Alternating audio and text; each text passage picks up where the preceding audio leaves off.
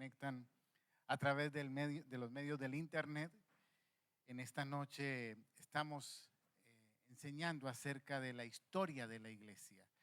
Y es una serie que venimos dando durante los martes. Y esperamos en el Señor que sea usted desarrollándose, creciendo, aprendiendo de la palabra, pero también las cosas que antes sucedieron antes de que nosotros ni siquiera estuviéramos en esta tierra, pero que marcaron el destino de la iglesia. Un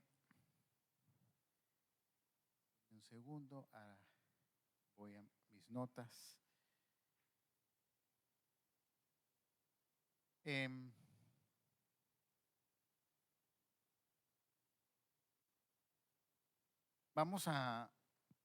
esta noche, vamos a hacer un breve repaso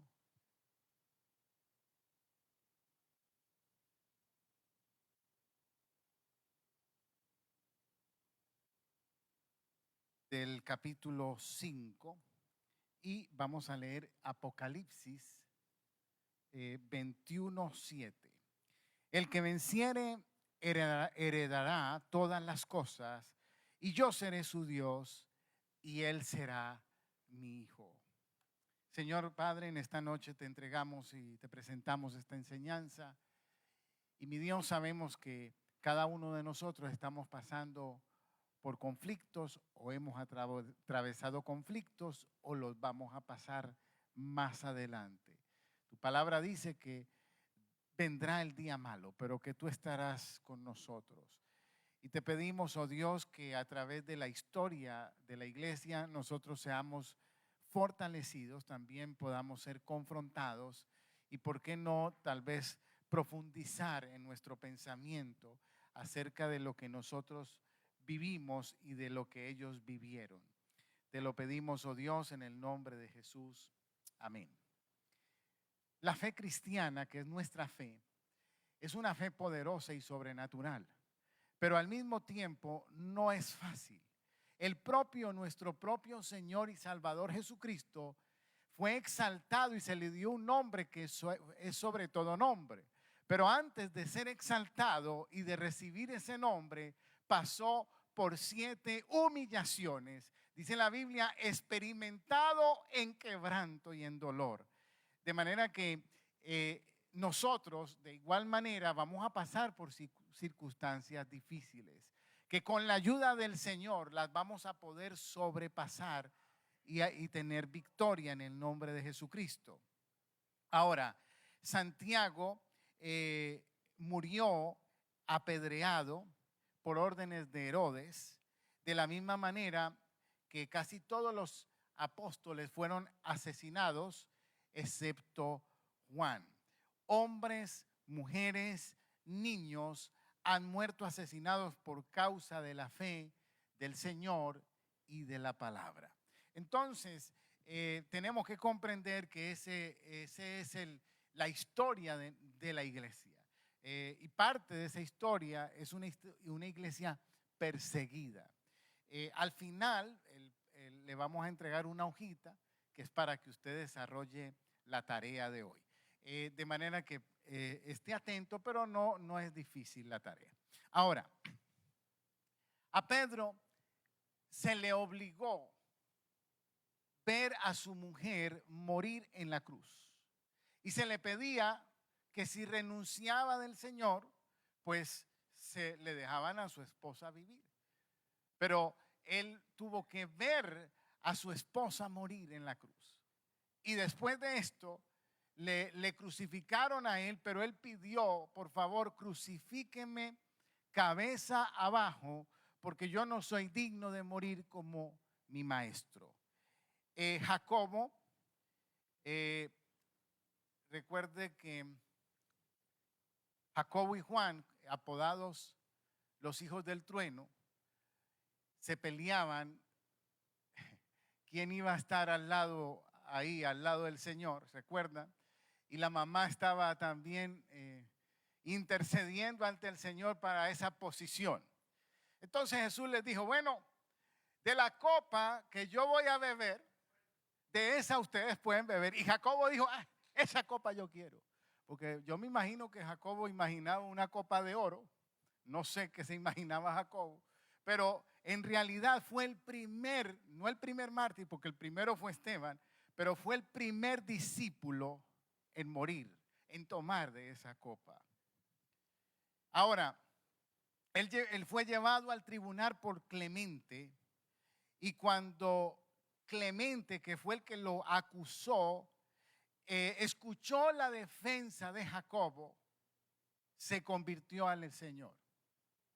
Y en ese mismo momento, tanto Jacobo como el que lo acusó caminaron juntos hacia la muerte. Clemente le pidió perdón. Dice la historia que Jacobo se quedó pensando un momento y le dijo, la paz sea contigo. Le dio un beso y fueron decapitados juntos al mismo tiempo. Mateo fue quemado en la hoguera. Andrés fue crucificado con cuerdas para que durara más tiempo antes de alcanzar la muerte, y estuvo 2 días en la cruz. Pero cada que alguien se le acercaba, lo que hacía Andrés era predicarle el evangelio. Felipe también fue asesinado. Natanael, la tradición dice que fue ahogado. Mateo fue atravesado por una lanza. De manera que estos son algunos de los que encontré de cómo murieron. Los primeros cristianos, en su mayoría, recordemos que eran judíos y ellos guardaban la ley. La única diferencia era que creían que Jesús era el Mesías. Y la otra diferencia es que los otros guardaban la ley, pero creían en el Mesías, y el otro grupo no creía, esperaban al Mesías. Entonces, a los gentiles se les invitaba para que se convirtieran en hijos de Abraham por la fe. Para los judíos, el cristianismo era una secta del judaísmo. Y por esto, al principio, los judíos perseguían a la iglesia. Cuando los cristianos se volvieron más grandes y más fuertes que los judíos, los cristianos persiguieron a los judíos y asesinaron a muchos hombres en el nombre del Señor. De manera que eso es un breve resumen de esa parte de la historia.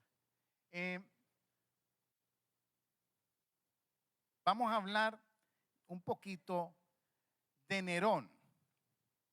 Nerón llegó al poder en octubre del año 54 después de Cristo, gracias a la intriga de su madre Agripina, quien asesinó para asegurarle el trono a Nerón. Nerón quería que Roma cambiara. Nerón quería que todo edificio público en Roma tuviera una estatua de él, tuviera una imagen de él, que en cada casa de Roma tuvieran una imagen de Nerón. El Senado se opuso a eso que Nerón quería, porque estamos hablando de prácticamente transformar Roma. Y como el Senado se opuso, Nerón incendió Roma. Tomó sus esclavos e incendió a Roma. Sin embargo, él, para librarse de esta catástrofe, le echó la culpa a los cristianos.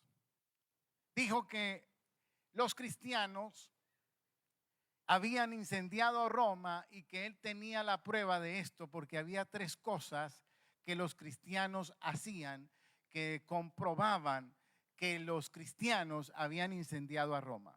Primero, dijo que los cristianos son caníbales, porque el creador del cristianismo, el Señor de ellos, dijo que el que no coma su carne y beba su sangre no puede entrar en el reino. Y por eso él tomó estas palabras para decir que los cristianos eran caníbales. Además, los cristianos son enfermos sexuales, porque ellos cuando se reúnen a sus reuniones les llamaban la fiesta del amor. Y él dice, ellos hacen orgías, todo tipo de cosas en esa fiesta del amor. Y por último, ellos siempre están hablando de que viene el fuego del Espíritu Santo y por eso ellos quemaron a Roma. Y a través de esto, él se libró y empezó una gran persecución contra la iglesia. Él mismo hizo un edicto para que se pudiera perseguir a la iglesia. Los cristianos eran usados para diversión, arrojados a las fieras, eran comidos vivos, niños, mujeres. Él los encendía vivos para iluminar su jardín en la noche. Al final, Nerón fue sacado por el Senado, destituido, y él se suicidó, se quitó la vida. Pero todo esto fueron parte de las cosas que han vivido personas como nosotros que decidieron servir a Cristo, seguir al Señor. Ahora, lo impresionante es que ellos, toda esta gente que murieron de esta manera, se pudieron haber salvado fácilmente, solamente renunciando de Cristo y diciendo, yo no creo en Dios, no creo en Jesús. Y con eso era suficiente para salvarse de la muerte. Era lo más impresionante para ellos, ver cómo esta gente no renunciaba a Jesucristo y eran capaces de ir hasta las últimas consecuencias por no renunciar del Señor. Hoy nosotros no vivimos esa persecución, pero yo quiero que usted vaya reflexionando un poco acerca de esta gran diferencia en la cual hoy vivimos. Vamos a hablar de Domiciano. Domiciano, en el año 81, él sucedió al emperador Tito. Los cristianos eran acusados de ser ateos porque no adoramos un Dios visible. Entonces, por eso el cristiano, miren lo que es peculiar, nosotros éramos, ahora nos dirían que somos ateos. En aquel momento se le decía a los cristianos, ustedes son ateos, porque ¿dónde está tu Dios? Muéstranos tu Dios. Y como no adoramos y dioses hechos con manos de hombres, entonces se les consideraba que eran unas personas ateas. Flavio Clemente y su esposa fueron ejecutados por ser cristianos. Estos eran romanos. Pero si hasta los romanos que se convertían y que seriamente decidían por Cristo eran asesinados, con mayor razón, cualquier otra persona era asesinada.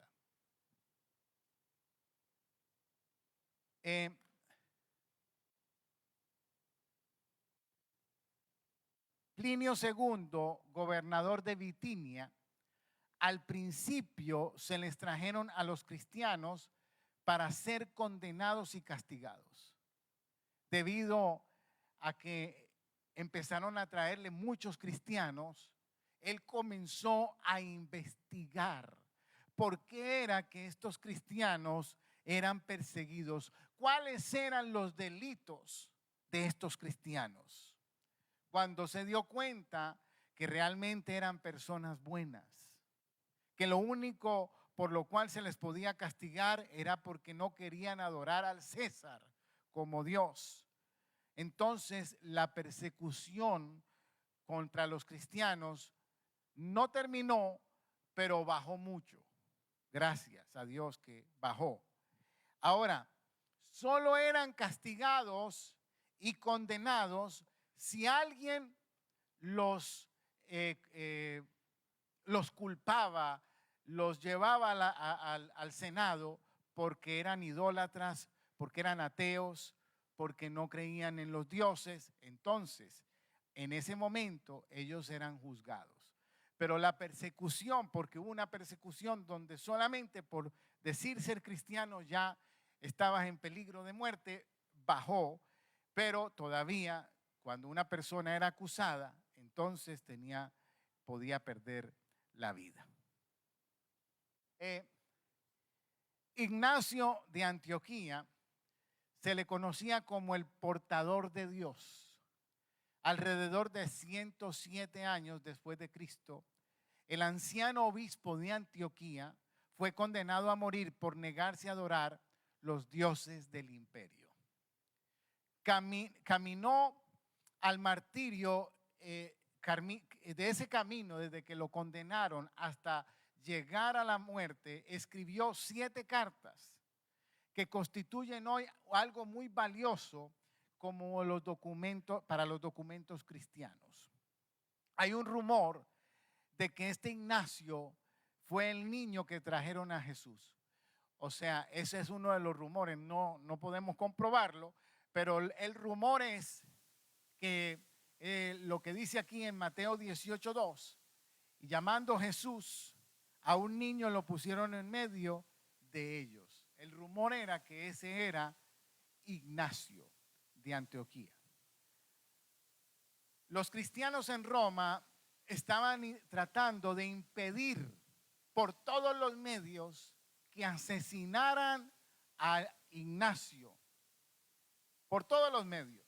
Cuando Ignacio se dio cuenta, gracias hermano, cuando Ignacio se dio cuenta de que de lo que trataban de hacer, Ignacio les prohibió, les pidió que por favor no lo defendieran. Él dijo: soy trigo de Dios y los dientes de las fieras han de molerme para que pueda ser ofrecido como limpio pan de Cristo. De manera que por eso estas imágenes de este hombre, porque fue devorado por las fieras, pero para él era un honor morir por el evangelio. De manera que yo, cuando me expongo a la historia y empiezo a ver nuestros antepasados, soy confrontado en mi fe. Debe haber una confrontación, porque nosotros renunciamos de nuestras iglesias que son cómodas, que son seguras, porque el hermano no me saludó, porque el pastor no me contestó el teléfono, porque cosas como estas, insignificantes, hacen que nosotros nos quedemos en casa, alejados de Dios, por una cosa pequeña. Entonces, si el COVID sacó a gente de la iglesia, que hasta el día de hoy no regresaron, dígame usted cómo será la iglesia con una persecución como esta. Por eso es que nos tenemos que preguntar hasta dónde puede llegar verdaderamente nuestra fe. Porque estos hombres fueron probados al máximo. Al máximo fueron probados. Y como le digo, nosotros muchas veces nuestra fe es muy superficial.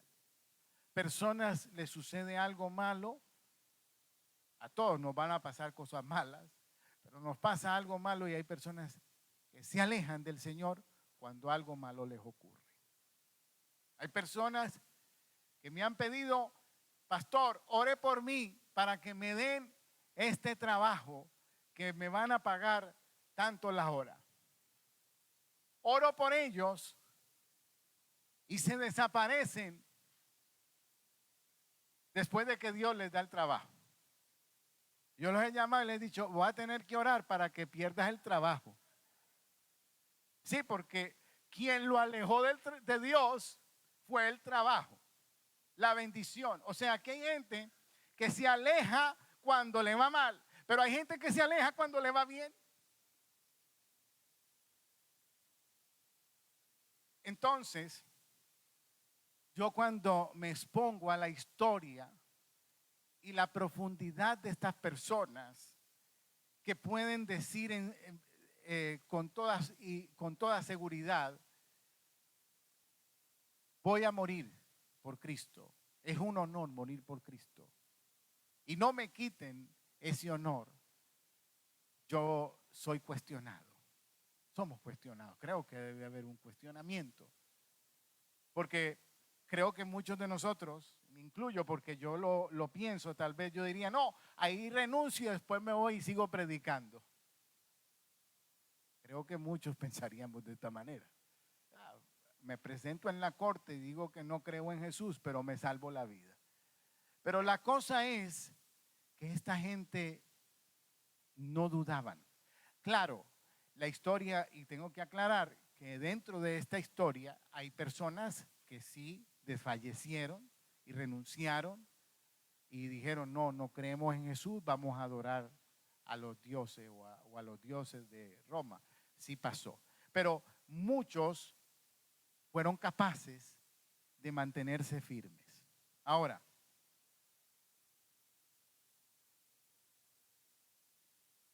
Mateo, perdón, ajá, el martirio de Policarpo. Este era el obispo de Esmirna en el año 155.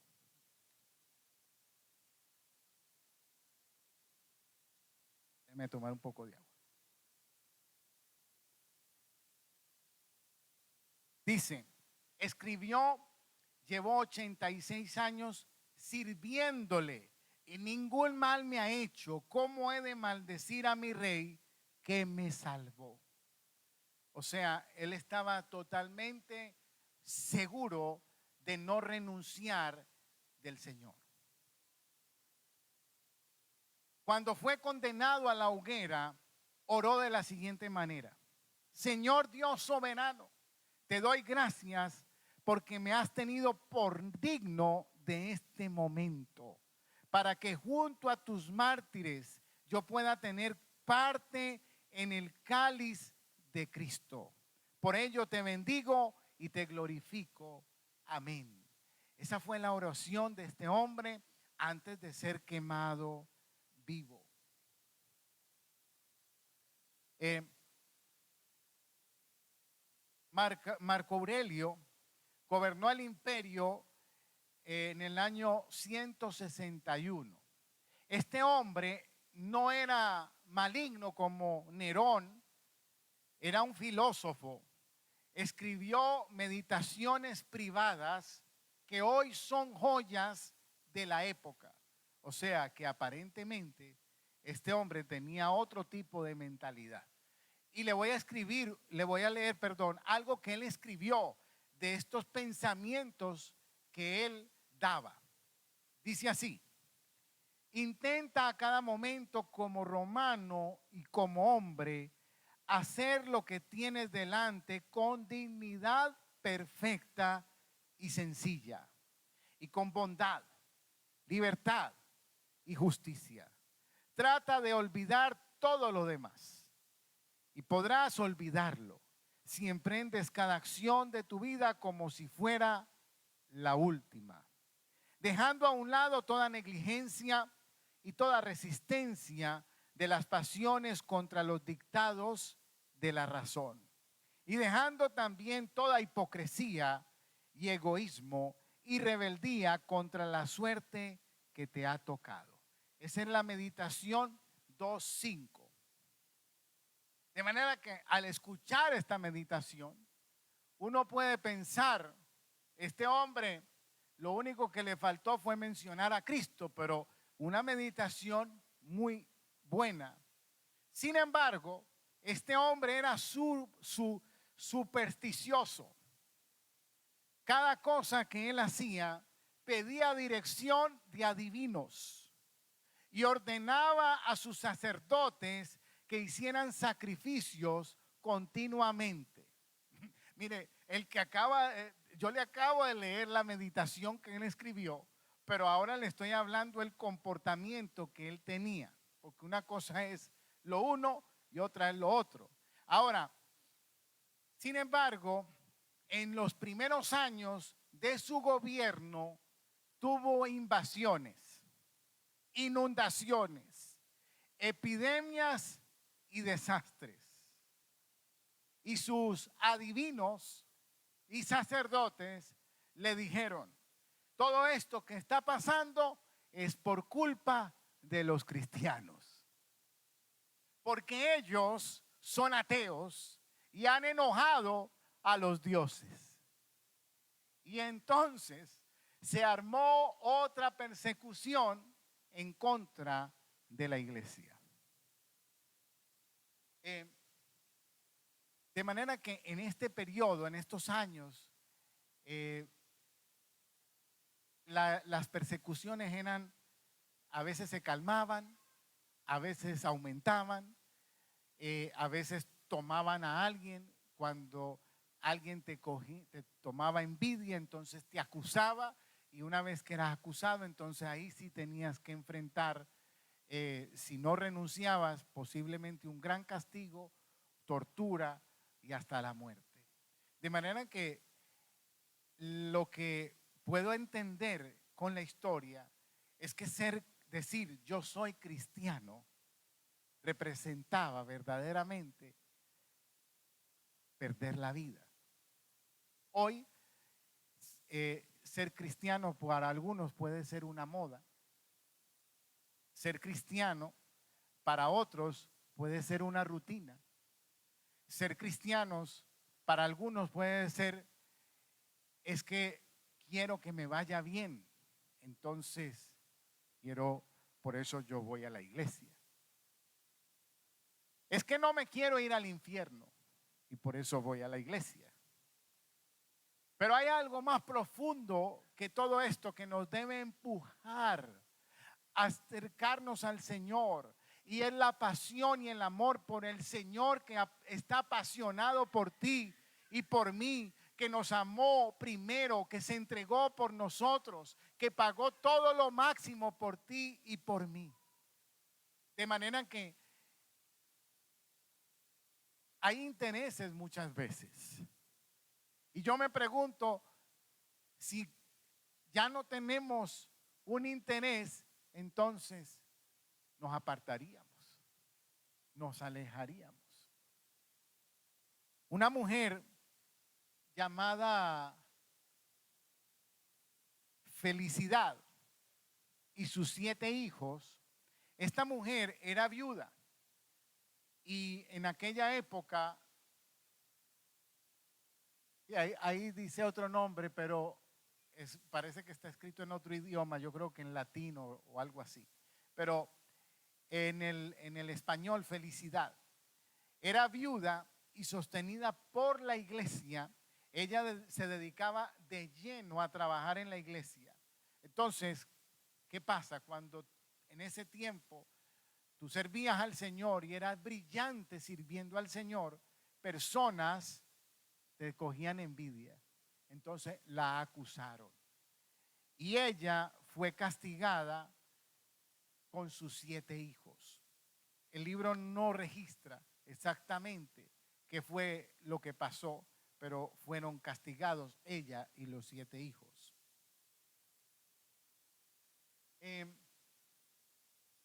Justino, uno de los pensadores cristianos más distinguidos, tenía una escuela en Roma donde enseñaba lo que llamaba la verdadera filosofía, es decir, el cristianismo. Pero él le puso la verdadera filosofía.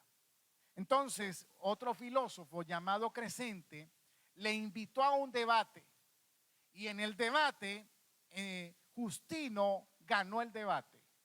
Entonces Clemente, en venganza, lo acusó.